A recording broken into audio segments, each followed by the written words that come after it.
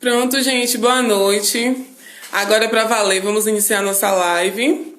Vou entrar logo aqui em conexão com Marcela. Hoje é a primeira live, né, do G-Tempo. Meu nome é Alane Amorim, sou discente do curso de Serviço Social e faço parte do grupo de pesquisa de envelhecimento populacional. E hoje nós estaremos com a idealizadora do G-Tempo, Marcela, que estará falando um pouco para a gente sobre o envelhecimento nesse período. Deixa eu ver aqui.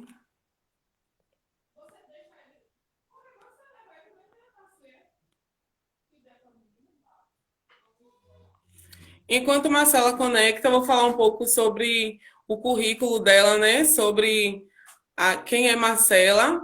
Ela é graduada em Serviço Social pela Universidade Católica de Salvador, é especialista em gerontologia pela UFBA. Ela também é especialista em educação pela UNEB, especialista em Serviço Social pela UNB, mestre em Educação e Contemporaneidade pela UNEB e é doutora em Serviço Social pela UFRJ. Atualmente, Marcela também é professora efetiva da UFRB, do curso de Serviço Social, e ela está lotada no Centro de Artes, Humanidades e Letras e pesquisa os seguintes temas: direito, envelhecimento, políticas públicas, formação profissional, educação e saúde pública e projeto ético-político. É coordenadora do grupo de pesquisa de serviço social, da educação e do grupo de trabalho de envelhecimento populacional, que é o G-Tempo, que está transmitindo a live hoje.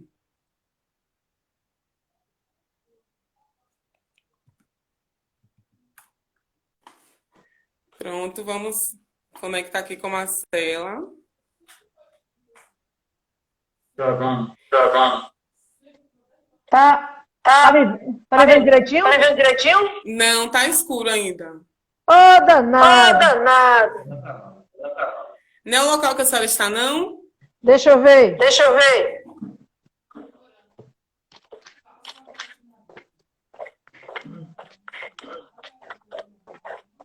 E agora? Nada. Mas, rapaz,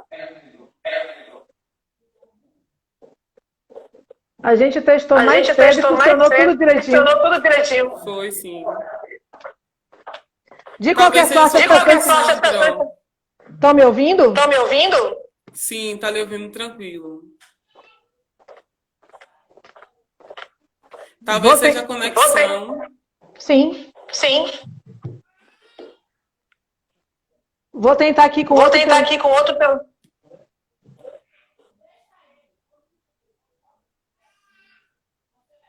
Com outro telefone. A internet é ótima quando funciona, né? Sim. Enquanto a Marcela está conectando, gente, é bom a gente lembrar que amanhã também teremos live do GT de Educação, nesse mesmo horário, e as lives estarão garantindo o certificado. Então, para você garantir o seu certificado, você precisa comentar na live, tirar o print do seu comentário. Em seguida, você precisa postar o print no seu stories e marcar o perfil aqui do G-Tempo e enviar pelo direct, pelo bate-papo, o seu e-mail e o seu nome completo. E aí você vai estar garantindo o seu certificado por estar participando da live. Alane, eu tentei agora te mandar por outro. Certo. Qual o nome do perfil? Do meu mesmo, do Marcela Silva. Então eu vou tentar sair desse aqui e entrar pelo seu. Beleza.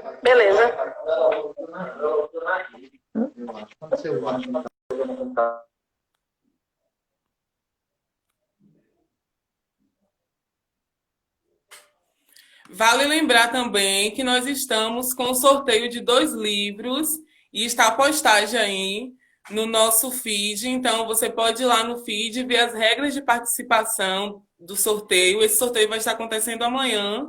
E aí é só você ir lá, ver quais são as regras de participação e você vai estar concorrendo a 2 livros. Um livro de serviço social na educação, teoria e prática, e outro livro sobre envelhecimento, saúde e trabalho no tempo do capital, de Sálvia de Oliveira, Campelo e Paiva.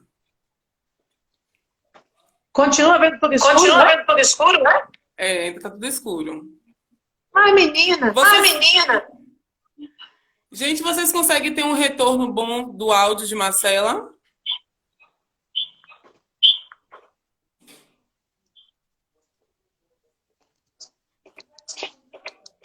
Porque a depender, Marcela, a gente pode ir começando com o áudio e mais para frente talvez a senhora apareça. Beleza. Eu topo. Pronto, então vamos lá. Eu já fiz uma breve apresentação do seu currículo e tal. Então seria bom a senhora começar falando sobre como começou o G-Tempo, como foi a ideia de começar a se pesquisar sobre envelhecimento populacional. Meus amores, boa noite. Meus amores, boa noite. Queria agradecer os esforços dos alunos em fazer essa live hoje. Mesmo com tudo contra nós, a tecnologia. E falar da minha alegria, então, que é o grupo de trabalho de envelhecimento. Com o pessoal do GT. Bom, o G-Tempo, ele nasceu de uma necessidade de fazer um trabalho a partir do recurso. Bom, eu sou gerontóloga. Trabalhei no programa estadual de saúde do idoso. E a partir daí, quando eu comecei a observar que as necessidades de atendimento ao idoso como um todo estavam se revelando as pessoas do interior. Tá dando muito eco, é isso? Isso. Era bom se a senhora conseguisse um fone, Marcela. Acabei de colocar. Bora ver se ajuda. Tá tudo bom agora? Acredito que sim. Ainda tá com eco, gente? Alguém tá falando que tá com eco aqui. Espera aí um instantinho.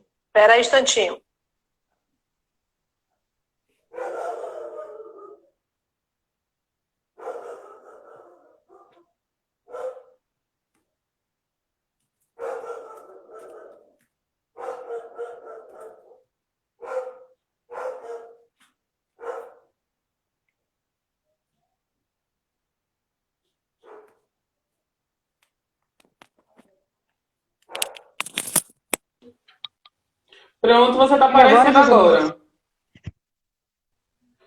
Fantástico. Oh, coisa boa. Resolvido. Pois bem. E agora o som tá melhor, pelo menos? Pronto, colocaram aqui que melhorou. Pronto, então bora lá. Então, a necessidade do G-Tempo é a necessidade de se abordar a questão do envelhecimento na Bahia. Como eu fui trabalhar na UFRB, a gente começou a olhar isso a partir da UFRB do Recôncavo. E também observando uma prática. E agora está melhor? O som?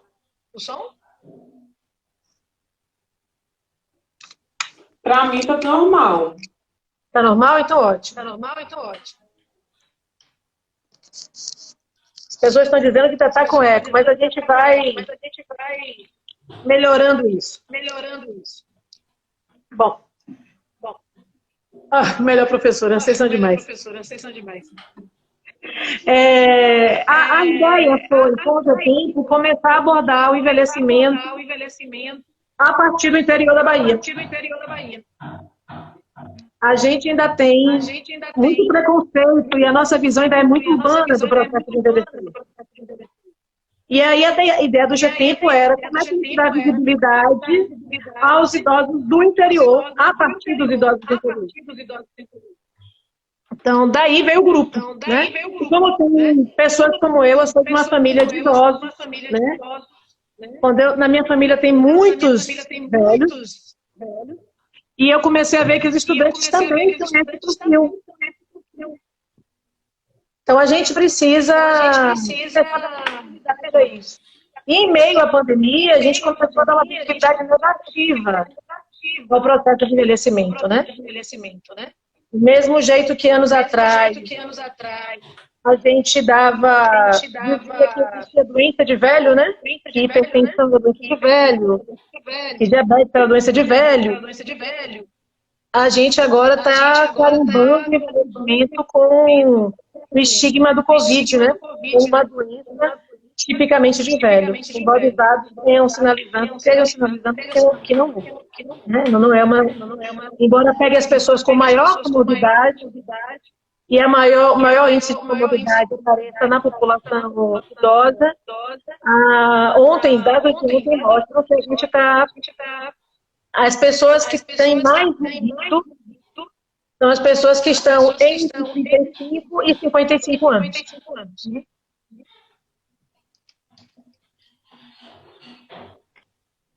Pronto. Temos aqui uma reflexão, né, sobre como a gente pensar o momento de pandemia e o isolamento social e o planejamento de políticas públicas voltadas para a saúde mental da pessoa idosa. Como a gente pode pensar esse momento relacionado à saúde mental da pessoa idosa? Menina, é tão difícil as pessoas se atentarem para a saúde mental da pessoa idosa. Né? A gente tem umas imagens muito mitológicas, né? Que todo velho é quietinho, que todo velho é triste mesmo, né? Está mais próximo da morte do que os mais jovens, né? Embora os dados epidemiológicos mostrem isso, né? A gente tem hoje mais pessoas jovens, adultos jovens, na idade produtiva, morrendo do que os velhos. Os velhos têm dado mostra da sobrevida, inclusive pela saúde que eles tiveram quando eram mais jovens. Então, a questão da saúde mental, do envelhecimento, ela é muito subnotificada. Por conta desses estigmas, por conta desses parâmetros que a gente tem. E é muito importante que a gente olhe com outros olhos os idosos que são mais restritos à casa agora, que já são mais restritos. A gente não percebe isso, mas a gente imputa aos idosos um lugar muito limitante na nossa sociedade. E isso já influencia a saúde mental deles, né? Agora estamos todos nesse processo de limitação, o que exige de nós uma energia mental muito grande. E nesse processo, os idosos podem nos surpreender.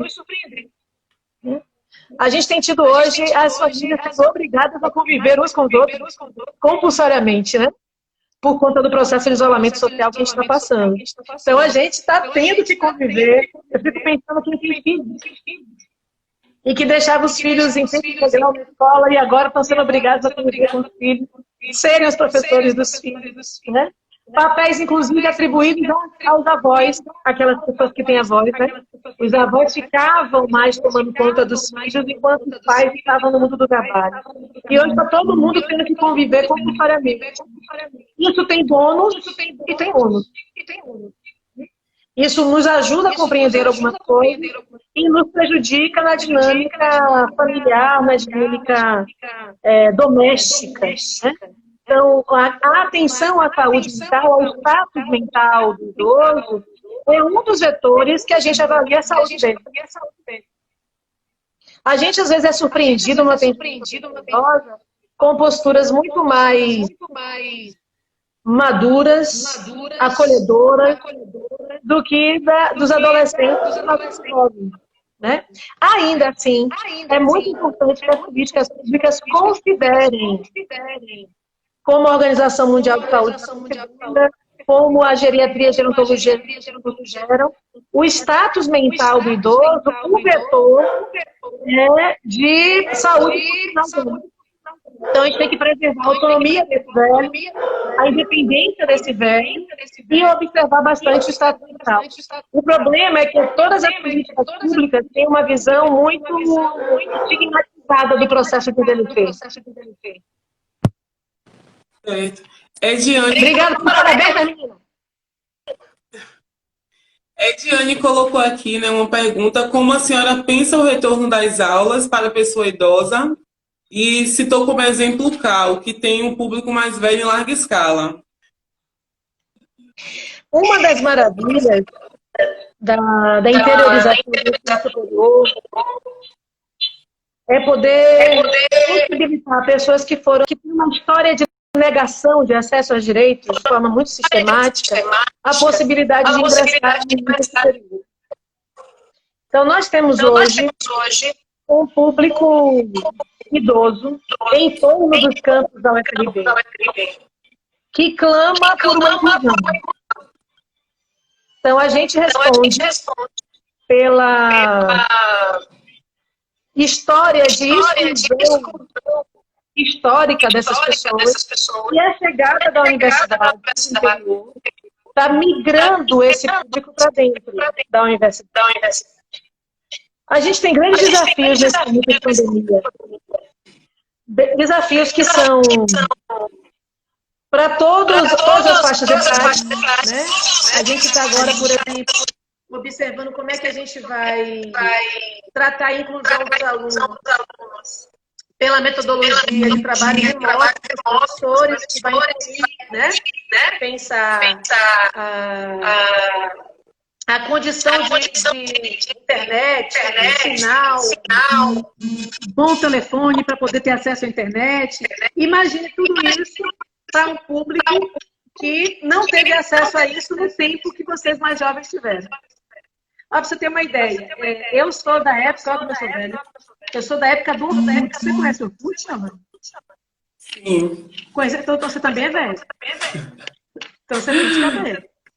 Eu sou da época do Orkut, que era o que mais tinha. Nem era chamado de rede social. Olha como a coisa era antiga, né? Uhum. Isso é uma nomenclatura muito jovem. Então, a população mais velha, ela clama por direitos. Inclusive, essa população, ela foi quem lutou para que a gente hoje tivesse alguns direitos que nós gozamos hoje. E nós, ditos mais jovens, não temos uma visão muito acolhedora dessa população. E isso não é à toa, é porque nós não somos muito acolhedores com os velhos em nossa casa, na nossa rua, na nossa comunidade. A gente acha que a universidade é um lugar para pessoas jovens, né? E não para as pessoas que tenham o direito de ingressar na universidade. Então, o grande desafio que eu vejo hoje é a gente fazer um trabalho que vá esvaziando a nossa perspectiva de vida e de compreensão da vida de preconceitos, porque nós somos muito preconceituosos com o processo de envelhecer. E esquecemos de uma máxima simples. Quem não quer envelhecer, quem tem medo de envelhecer, precisa morrer. Que só o que é vivo envelhece. Então, querer viver é você estar dizendo ao mesmo tempo, eu quero envelhecer. Mas querer envelhecer de uma forma melhor, né? E aí a gente precisa pensar de quais são as maneiras que a gente tem, quais são as estratégias que a gente tem para a gente envelhecer de uma forma mais positiva. Uma coisa que eu acho que a gente precisa pensar também é como a gente pode relacionar a juventude com o processo de envelhecimento, né? Porque às vezes a gente pensa isso muito de forma separada. Então, como a gente pode fazer esse processo de relação da juventude e o nosso envelhecimento e como a gente pensar as políticas públicas pensadas para isso? Eu penso que a saída é a gente lembrar da história. Né? Se a gente esquecer da história, a gente segmenta muito o fenômeno humano. Eu acho que essa é a questão. Beleza? Então, a história nos ensina que nós somos um combinado de variáveis que se misturam no tempo e no espaço. Então, é impossível, e aí tem uma coisa ruim na nossa história, né, para a gente entender isso. As principais matrizes que respeitam a condição de envelhecimento e colocam o ancião no lugar de respeito, o mais velho, né? Não sei se é ancião, mas ser o mais velho no lugar de respeito, é a matriz indígena e africana, que a gente insiste em negar, né? Tanto a africana quanto a indígena. A gente nega muito a nossa matriz indígena, que tem um referencial na passagem do tempo como um valor a ser considerado muito grande. Então, a gente precisa resgatar a história nesse sentido. A gente precisa reconhecer os valores das diversas matrizes que nos formam, né, que formam o que a gente chama hoje de Brasil. E a gente precisa resgatar a história como fenômeno humano. Só isso une a juventude ao tempo e ao envelhecer. A gente fica criando umas divisórias para entender o fenômeno da vida muito estranhas, né? E isso acaba intoxicando as políticas públicas. Um grande exemplo. O que fazer com um idoso homossexual? A gente não pensa. A gente pensa em idoso e homossexual. Mas idoso homossexual, a gente não pensa. Né? Uma idosa homossexual, a gente não pensa. Então, as próprias políticas públicas, elas estão muito intoxicadas com essa fragmentação da dimensão humana. Então, se você for uma negra idosa do interior, homossexual, não. Em que política você vai organizar a sua luta? Né? Certamente, pela idade, você vai ser excluída de qualquer espectro de luta. Qualquer espectro de luta. Porque a gente tem, porque nós somos uma cultura muito focada na juventude, nós somos uma cultura que entende a juventude fora da história, como se o jovem não fosse envelhecer, né? E a gente é muito apegado à estrutura da estética da juventude. Então, isso tem a ver com a noção de mercadoria, né? Que a gente imputa ao corpo. Então, você não sabe como é complicado deixar meus cabelos brancos. As pessoas ficam judiadas comigo. Por que você não pinta? Diga, não pinto porque eu não quero pintar. Mas você é jovem. Não, eu tenho 51 anos, eu não sou jovem. Né? Mas a gente é criado numa cultura cujo valor é o imediato. É o novo. E isso faz com que a gente intoxique a nossa visão, inclusive técnica e teórica, para se debruçar pelas políticas públicas, observando o público de perto. E os velhos fazem isso. E a gente cai numa armadilha. Então, assim, a gente acha que precisa para tudo agora ter um estatuto. Ter o estatuto do idoso está resolvido. Né? Quer ver uma coisa legal? Eu falo isso nos cursos que a gente faz. Ninguém quer ficar terceiridadizado. A gente quer ficar mais velho. Né? A gente não quer, eu estou melhor idateando. Não, fica mais velho. E a gente tem um preconceito muito grande com o termo velho. Inclusive os velhos têm esse preconceito. Porque a gente associou que o que é velho é ruim. O que é velho não presta. O que é velho não tem utilidade. Aí, ao invés da gente melhorar isso, a gente troca a palavra. Não, mas não, eu sou da terceira idade, eu sou da melhor idade. Não, eu sou velha. Eu nasci para envelhecer. Nós nascemos para envelhecer. E envelhecer é bom. Envelhecer é contar a história. Na nossa comunidade, os velhos de hoje lutaram por direitos que você hoje, Alane Rosa. Os velhos de hoje sacrificaram historicamente, foram tolhidos das mais diversas formas de acesso à política pública para que a sua juventude e a minha tivesse acesso a alguma coisa. E nem esse nível de gratidão a gente estabelece pelas pessoas mais velhas, pelas pessoas que nos antecederam. E antecederam em tempo, em espaço e em luta. Então, a gente precisa entender que as políticas públicas precisam estar a serviço da vida. Então, se a vida tem 80 anos, se a vida tem 5, não importa. Conquanto que a política pública esteja a serviço da vida. Sim. Eu acredito que esse comentário tem muito a calhar com o que Valmir pergunta aqui, né? Em que níveis o idoso se encontra incluído no processo social? Pois é, na verdade, a gente tem uma falsa sensação. Valmir é um cabra bom, viu? Eu conheço Valmir há muito tempo. Ele, inclusive, é meu irmão. E trabalha com os velhos. A gente hoje tem uma prática no modo de produção capitalista que o cerne dessa prática é não incluir. Beleza? A gente não inclui o velho na própria família dele. A gente não inclui o velho na comunidade. Comunidade, às vezes, que pelo trabalho dele se sustentou e sobreviveu. A gente não inclui o velho nos processos de trabalho. A gente não inclui o velho na educação. E quando o inclui de forma excludente. Então, incluir o velho no mundo social vai demandar de todo mundo uma energia muito grande. Principalmente porque a gente tem que aprender a valorizar a trajetória do sujeito. E não é só de um sujeito que envelhece, mas de uma população que envelhece em bloco. Por que a gente correu tanto com a reforma da Previdência, por exemplo? Por conta do perfil de envelhecimento desse país. Não foi para incluir o velho. Acabou excluindo as pessoas mais velhas. E todo mundo achou que era um avanço. Quem me conhece há mais tempo sabe que avanço para mim é nome de desodorante, né? E ruim.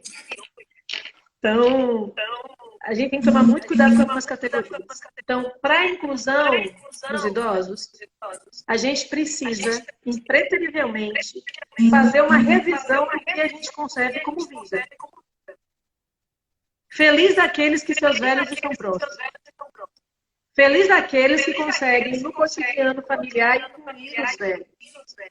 Então, para que a gente faça uma inclusão realmente sincera, a gente precisa colocar a vida em outro paradigma. Né? Então, quando o nosso presidente disse que só quem está morrendo é velho. E velho tem que morrer? Né? Então, a inclusão social dos idosos passa por uma mudança de postura e de crença do que é a vida. Porque fica parecendo que quem é velho é o outro, né? É o outro que vai envelhecer. É o outro que vai ter uma vida que não vale a pena. E aí a gente vê uma série de pessoas que agora estão no processo de envelhecimento, que envelhecer é um processo, né? Você não é adulto, joga, faz 60 anos, pronto, ficou velho. Não. A gente já está em processo de envelhecimento. A gente sai de criança para adolescente e a gente fica velho, né? Vira e mexe, vocês já foram surpreendidos se achando muito mais velhos do que algumas crianças que vivem no território perto de vocês. E, ao mesmo tempo, as crianças falam assim, menino, você está velho? Você fala, meu Deus, eu tenho 21 anos, 22 anos, 26 anos. E a pessoa me acha velho, né? Porque a ideia de envelhecer é uma ideia social e culturalmente construída. Incluir socialmente o idoso passa impreterivelmente pela inclusão e da sua concepção de vida. Senão a gente não avança. Dá para entender? Por isso que a gente tem vários marcadores legais, mas que no mundo concreto não avança. Porque o valor cultural que está no chão orientando as práticas sociais é um valor que considera o envelhecimento algo ruim. E não algo poderoso, não algo que possa nos sinalizar e mostrar novas formas de sair. A gente mal escuta os nossos velhos. Mal os escuta. E pensar nisso é pensar sobre os cuidados que a gente pode ter com esses idosos também, né? Que é uma coisa que a gente não leva tanto em consideração. E aí, quando a gente estava em reunião, um questionamento que veio foi sobre como deve ser a atuação do assistente social nesse período de distanciamento, isolamento social com esses idosos. Então, como a gente pode fazer essa relação? Olha, o trabalho do assistente social é um trabalho essencialmente humano e técnico. Né? Então, o olhar, para olhar para um velho, eu tenho que olhar para a família dele. eu tenho que olhar para a comunidade dele. E nesses tempos de pandemia, o trabalho de assistente social, ele foi implodido. Deixa eu mostrar como. Não é só o nosso, como assistente social. Mas todos aqueles modelinhos que servem para as condições normais de temperatura e impressão implodiram. Essa pandemia, ela evidenciou um monte de pandemias que já estava rolando e a gente ficou com o de olho fechado. Tipo, a pandemia da violência contra as mulheres. A pandemia da violência contra os idosos. O abuso e a violência sexual contra crianças e adolescentes. Isso não é fruto da pandemia. Essa pandemia que impôs as pessoas a ficarem no mesmo território mais tempo, acabou mostrando isso aí. Então, o trabalho do serviço social não é sobre o alvo da violência. É também sobre o alvo da violência. Por exemplo, me preocupa o fato da gente saber que uma mulher é uma agredida, uma idosa é agredida, uma criança ou adolescente é agredida, e em torno dela a vizinhança fica em silêncio.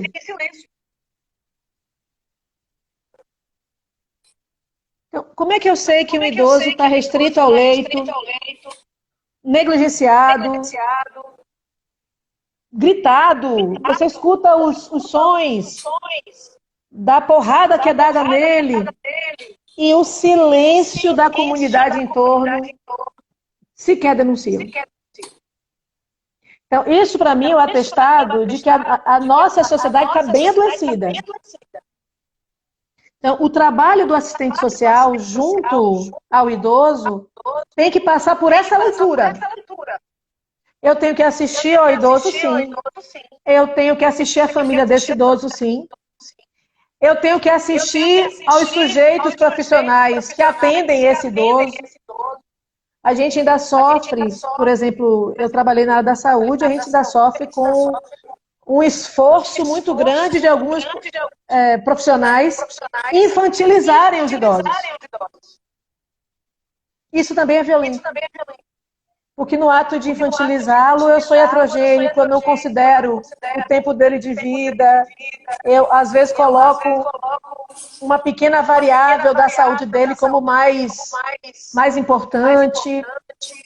Então, a gente tem um pool de coisas a olhar como assistente social no trabalho com a população idosa e com um corte maior. Toda política pública, ela é pensada para o ambiente urbano. Não é pensada para o ambiente rural.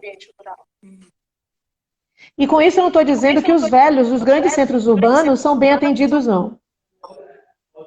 Vou dar um exemplo. Eu moro em Salvador, a gente tem uma delegacia de atendimento à pessoa idosa que fica no centro da cidade de Salvador.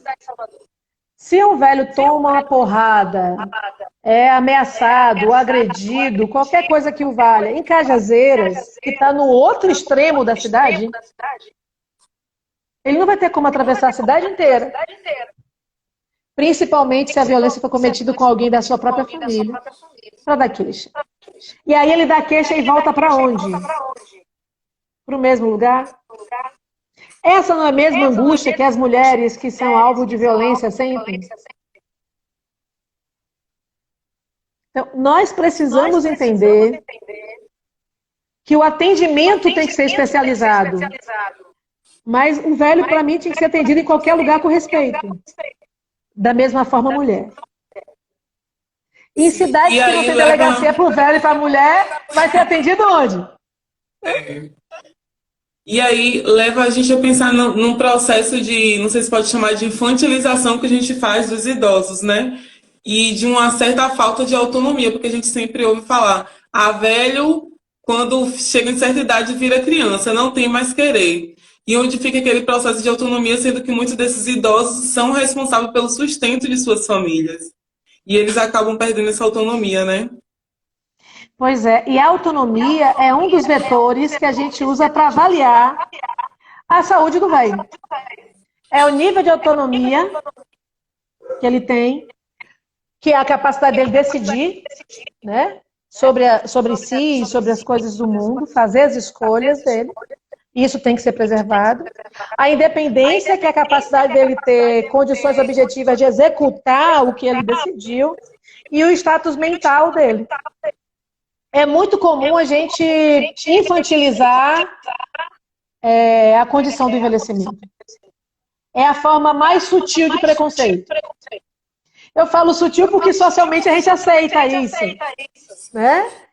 Então, quando a gente não sabe conversar com os velhos, é porque a gente não conversa com ninguém, né? Com os adultos, né? Quando vai conversar com os velhos, a gente se morde mais ainda. E as pessoas ficam... Eu me lembro quando a gente fez disciplina de gerontologia, a primeira coisa que a gente fez foi levar os alunos para conversar com os velhos.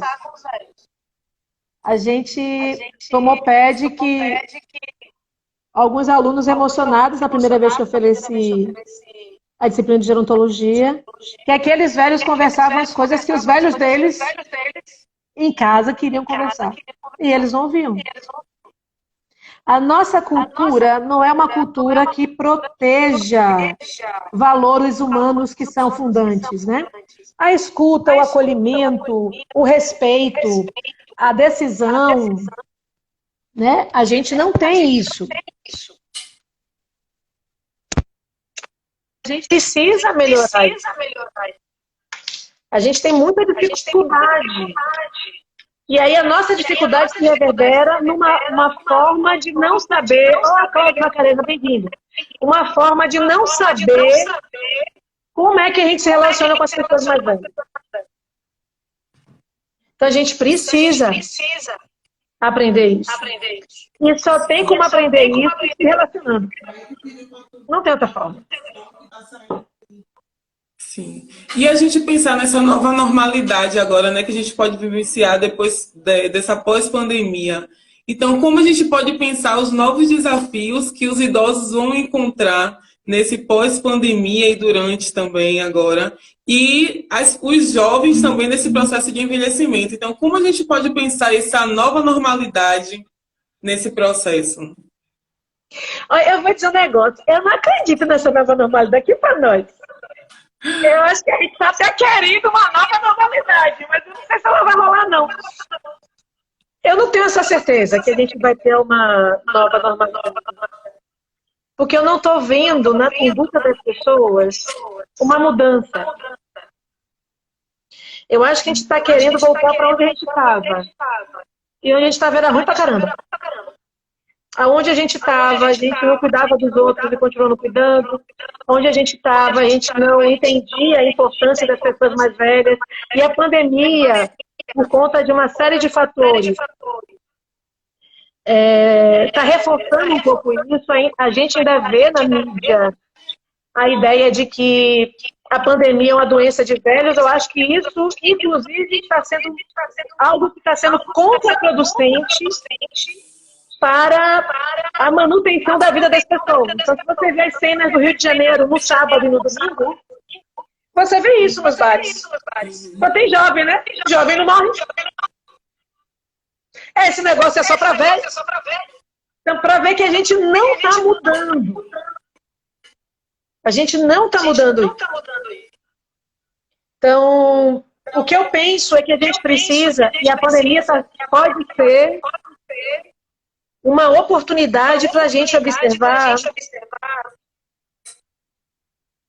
quão melhores nós podemos ser. Eu acho que isso poderia ser um novo normal. Não dá para voltar para as aulas e fingir que os idosos que estão nas salas de aula não existem. Não dá para voltar para as aulas, entrar no ônibus e não dar lugar para os mais velhos. Não dá para votar e não entender que a fila de idosos não é preferencial. Não existe fila preferencial. Ele tem preferência em qualquer fila. uma fila exclusiva para eles. Então, são atitudes que parecem que são coisas pequenas, menores, menos importantes, mas que mostram o lugar que a gente coloca o idoso. Não é o meu velho, é qualquer velho. Então, o idoso ele foi mais invisibilizado na pandemia. Eu acho que isso explica, por conta da restrição às casas, um pouco dos fenômenos de violência e tal. E aí ele só tem aparecido como o principal variável da morte, o que é também algo estigmatizante, né? Eu acho que a gente vai acabar ouvindo quando a gente voltar, e esse aí devia ter morrido e morreu. Porque é a forma com que a gente lida, né? Passar pela pandemia sem refletir os valores que nos orientam, a gente já está vendo que está difícil. O povo não usa máscara. Se você olhar, os velhos quase não pegam ruim. Quando saiu até uma charge, né? Um meme sobre isso, que tem um carro que cata velho tem que ficar em casa. Né? Então, saiu um bocado de meme sobre isso aí na internet. Mas o que eu observo é que a gente tem que respeitar o processo de vida, não respeita velho. Eu vejo dificuldade dos idosos na nossa universidade. E aí eu pego para pedir um tempo, para pedir um pouco, que os professores cadastrem suas disciplinas junto à reitoria de extensão, para acolherem idosos da comunidade especial. Isso se chama Universidade da Maturidade, um projeto da Proeste, o professor Robério tem grande participação nisso. É um projeto que eu me orgulho muito de ter feito um seminário em Cruz das Almas, apresentou essa proposta, mas poucos professores da nossa universidade acolhem essa população que pode participar da disciplina, não precisa fazer vestibular, não precisa fazer nada, só precisa se inscrever. Para isso precisa que as pessoas coloquem suas disciplinas à disposição, para que eles possam participar. Pessoas que veem seus netos e filhos entrar na universidade e sequer adentraram os campos da nossa universidade ou qualquer outra. Idosos que não conhecem biblioteca. A gente teve uma disciplina que, ao final, a gente chamou os velhos dos alunos, né? E colocamos esses velhos para conhecer a estrutura da universidade. Foi massa. Foi muito massa.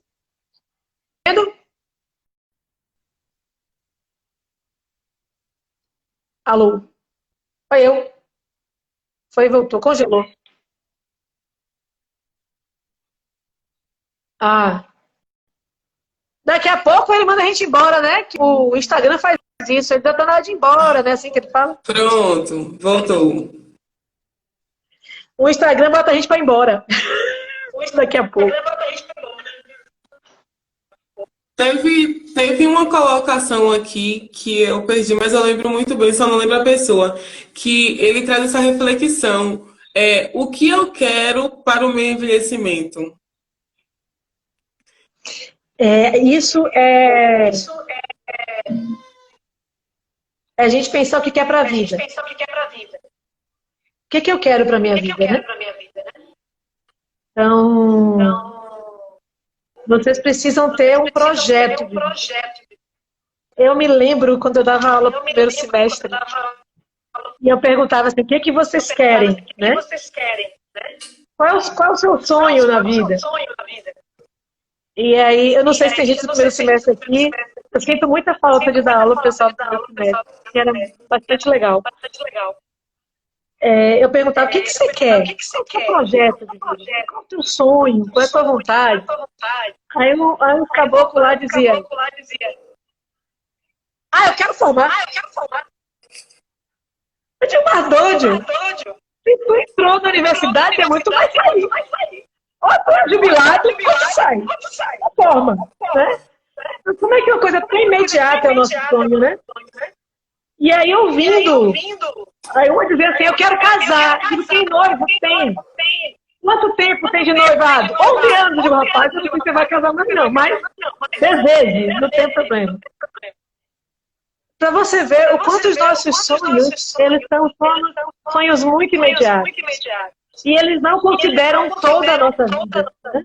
Eles pegam uma variável da nossa vida e a gente projeta ela. Então, a gente tem que olhar para o futuro e dizer que tipo de vida eu quero estar vivendo daqui a 30 anos. Eu sempre brinco que eu virei gerontóloga porque eu estou advogando em causa própria. Né? Eu quero ser recebida por pessoas que me tratem de uma forma diferente. Que me respeitem, né? Que respeitem meus cabelos brancos. Então, a minha projeção de vida, eu posso trocar por projeção de envelhecimento. Talvez isso me faça pensar melhor na forma como eu estou vivendo. Nas escolhas que eu faço agora, como isso me constitui como pessoa, a minha saúde física, a minha saúde espiritual, a minha saúde mental, a minha saúde emocional, que tipo de parceiros, né, eu quero do meu lado, que tipo de investimento eu quero fazer na vida, né, para além das coisas. Então, tudo isso tem a ver com a qualidade de vida. Qualidade de vida é qualidade de envelhecimento.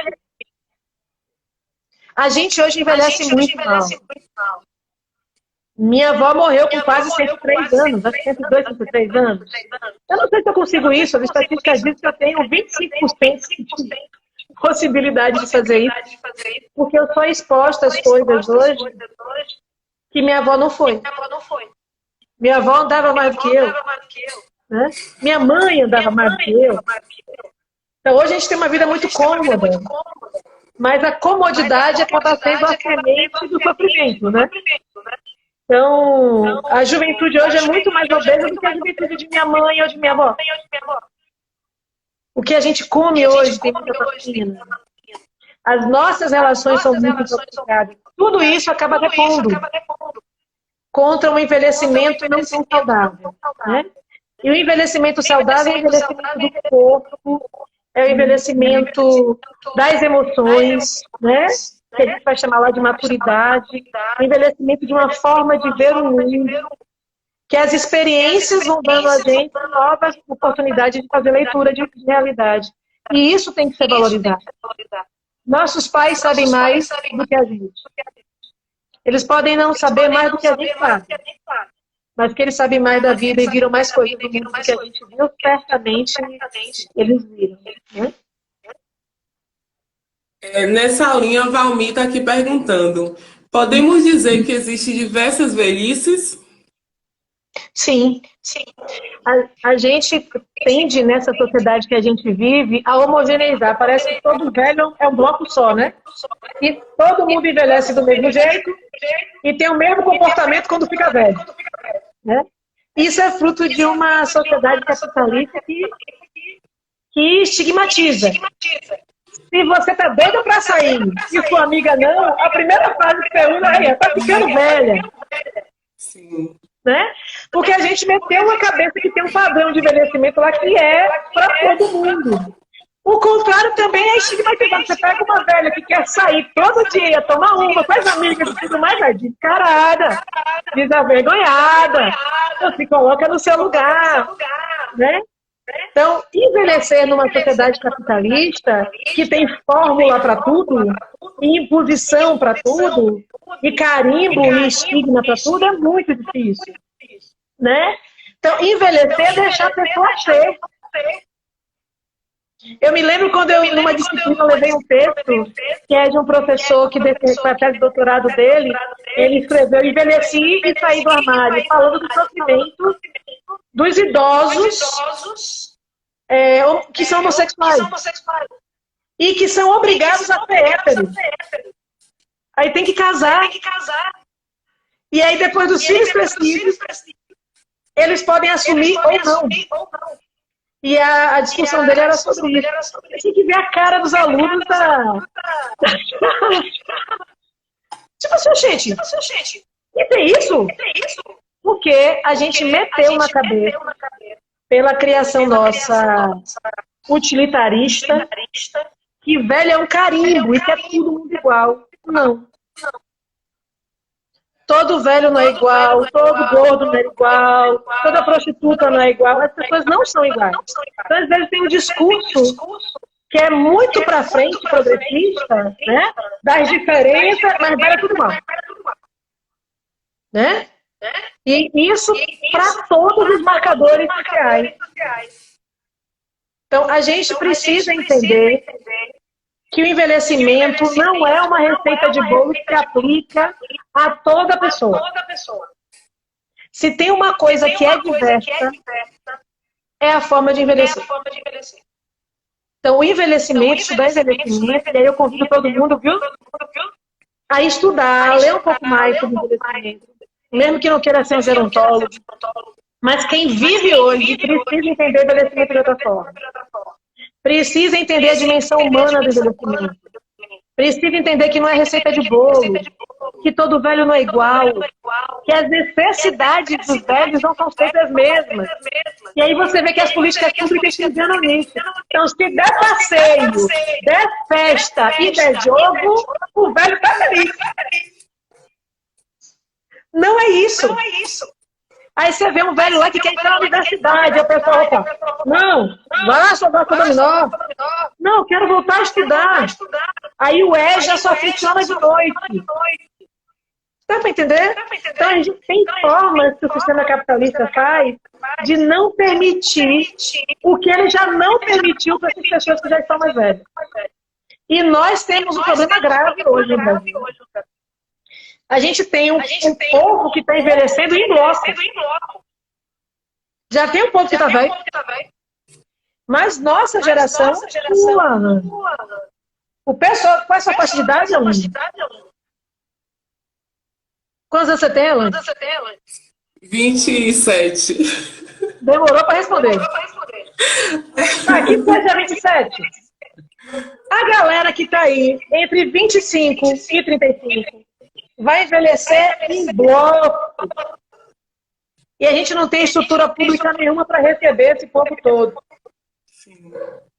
Então, esse é um problema das políticas públicas. Só pensam na juventude. A gente cuidou das crianças e as crianças viveram. E agora? Sim. Comentaram aqui sobre a solidão da pessoa idosa, né? E aí me fez lembrar de uma conversa que eu tive essa semana com um colega, ele falando que estava doente e tal, mas que se ele morresse não tinha nada, que para ele estava tranquilo, que ele não pensava em envelhecer mesmo, né? Que para ele era melhor ele morrer e tal, do que talvez envelhecer. Então, como a gente pode talvez pensar sobre essa quebra do paradigma do envelhecimento tão vulgarizado pelas pessoas, que muitas pessoas não querem mais envelhecer hoje e acham que se acontecer alguma coisa, morreu para ele tá bom, do que passar por esse processo de envelhecimento. Menina, eu fico assustada um pouco com vocês, mais jovens. Porque a juventude de vocês está muito doida, não vou dizer. Não está rebelde, não está doida. Mas isso tem a ver um pouco com os valores que orientam um pouco essa geração. Né? A geração de vocês é uma geração que tudo é muito rápido. Tudo muito imediato. Tudo muito superficial e muito profundo, tudo ao mesmo tempo. Beleza? E aí, isso faz vocês terem menos aderência humana. Vocês têm 1 milhão de amigos nas redes sociais, mas estão sozinhos, pô. Isso é uma regra? Não. Mas isso é uma quantidade de pessoas significativa. Então, a gente hoje deseja a morte porque a gente não está desejando a vida. A gente está vivendo muito mal. A gente está vivendo sem viver. Né?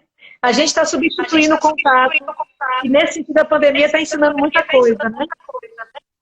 Por exemplo, eu me dei conta eu sou pegajosa, né? Meus alunos sabem também que eu sou pegajosa.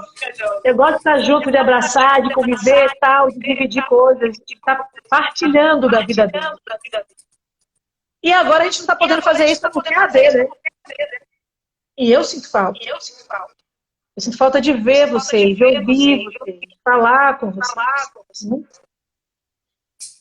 E sentir falta e ficar tranquila, porque eu não sou da geração que vive na internet, para mim tá bom. Mas eu vejo meus alunos sofrendo dizendo assim, professora, eu lhe mandei uma coisa, mas eu não responder. Mas eu vou responder. Eu juro que eu vou responder. Porque eu tenho um bocadinho, eu vou responder. Então, a juventude precisa desenvolver um apreço muito maior pelas relações próximas, familiares, comunitárias. A geração de vocês perdeu muito do mandato comunitário. Né? E eu acho que a consequência, um pouco disso, é esse desapego pela própria vida. Sabe como é que é? A gente está quase vivendo o novo século do romantismo, lembra? Então as pessoas estão achando bonitinho morrer jovem, tá? Não ter apreço pela vida, ter medo de encarar a passagem do tempo. Então a humanidade lutou tanto para poder envelhecer, agora que envelhece, tá que medo. Então esse medo tem a ver com o medo de viver. Eu não escuto quando a pessoa diz isso para mim, eu não escuto que é medo de ficar velho. É medo de enfrentar a vida. E eu reconheço, a vida de vocês, uma geração na minha frente, a meia geração na minha frente, está sendo exposta a umas coisas que realmente abalam. Então a gente precisa fazer um caminho de volta. Para nós mesmos. Marco fala isso, né? Fazer o caminho de volta. É o caminho de volta para nós mesmos. Para valorizar coisas que a gente nega hoje. Então, a gente nega relacionamentos profundos. A gente nega os relacionamentos entre pais e filhos. Né? A gente nega relações comunitárias. A gente diz que as pessoas não podem estar muito próximas. Então, tudo isso constrói um temor pela vida. Toda vez que eu temo a vida, eu temo a viver. Já estamos chegando o tempo, a live está muito boa, mas o tempo já está acabando. Então, eu só queria reforçar aqui, gente, que amanhã... Isso só vai das considerações finais, só um momento. Amanhã temos a live de educação, serviço social na educação, no mesmo horário aqui no canal. Não se esqueça.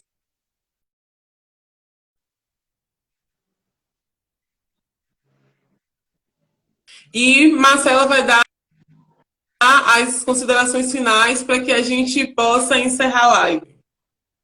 Meus amores, eu queria agradecer, primeiro agradecer o pessoal do GTEMPO, né, que é o Grupo de Trabalho de Envelhecimento Populacional, e também o Grupo de Trabalho de Serviço Social e Educação, que estão nessa empreitada de em tempos virtuais, para a gente trabalhar juntos. Então, hoje essa live, amanhã, convidar todos para que possam falar, parabenizar e deixar aqui no próximo evento todo. Não elas, viu? Eu não fiz nada, não. Eu estou aqui falando.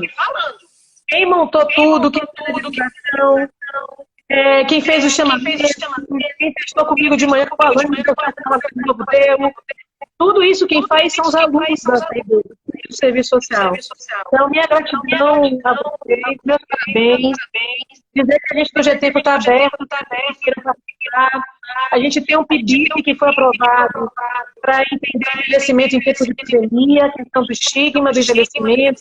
Convidar todos vocês amanhã para a gente discutir o serviço social na educação. Muito, muito obrigada a galera que desenvolver isso aqui. Obrigada a todo mundo que participou. Agora tem 114 pessoas, 113. Já teve 128. É um prazer poder compartilhar essa parte com vocês. Obrigada a Violane por ter tornado mais fácil a minha falação. Eu preciso que alguém fique no meu juízo mesmo, porque eu falo mais. Obrigada a todo mundo que entrou e participou. E que a gente se veja amanhã novamente. Muito obrigada. É importante dizer também que quem quiser participar do grupo de pesquisa pode chamar a gente aqui, ó, no Instagram ou mandar um e-mail para a gente que vocês serão bem-vindos. Só temos 15 minutos restantes, então